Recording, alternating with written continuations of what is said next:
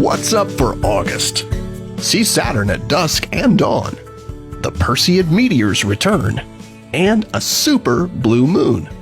In August, we've lost Venus and Mars from the evening sky, but we'll have great views of Saturn all night. Saturn reaches opposition this month, meaning it's directly opposite the Sun as seen from Earth. Planets in opposition rise just after sunset and are visible until dawn, and it's when they appear at their biggest and brightest for the year. Look for the giant planet low in the eastern sky around 9 p.m. by mid-month, appearing a bit higher each evening as August continues.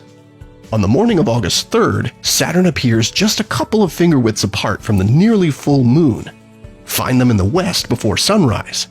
The moon then makes a nice pairing with the Pleiades star cluster on the morning of the 9th, with Jupiter hanging nearby.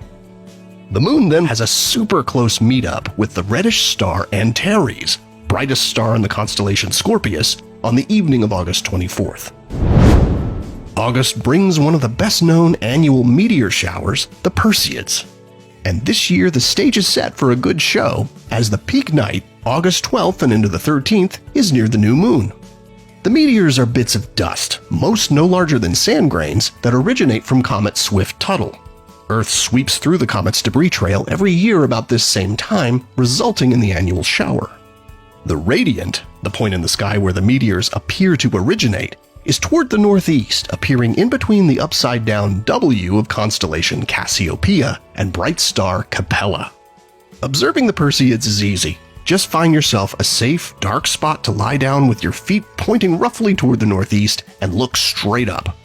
The best time to view them is between midnight and dawn as the radiant rises higher in the sky.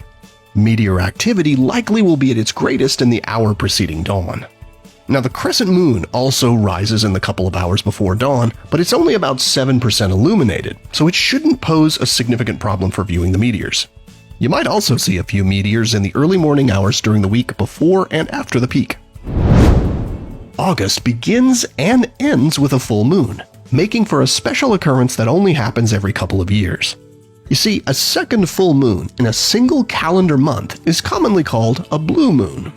They happen every 2 to 3 years because the moon's monthly cycle is just a bit shorter than the average length of a month.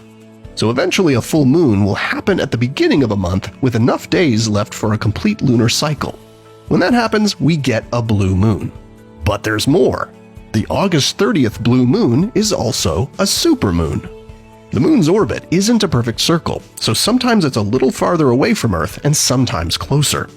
At its closest point, called perigee, it's 14% closer than at its farthest. About 3 to 4 times a year, the full moon phase happens to coincide with the moon reaching perigee, and we call that event a supermoon. While it technically appears a bit bigger and a tad brighter than the average full moon, the difference is not super noticeable to the eye. The combination of these two special full moons, making for a super blue moon, occurs about every 10 years on average, though the time between any two occurrences can vary from 2 months to 2 decades or more. So enjoy this month's 2 full moons, and while the second one won't appear supersized or any bluer than usual, now you know what makes it special. Here are the phases of the moon for August. Stay up to date with all of NASA's missions to explore the solar system and beyond at nasa.gov. I'm Preston Dykes from NASA's Jet Propulsion Laboratory, and that's what's up for this month.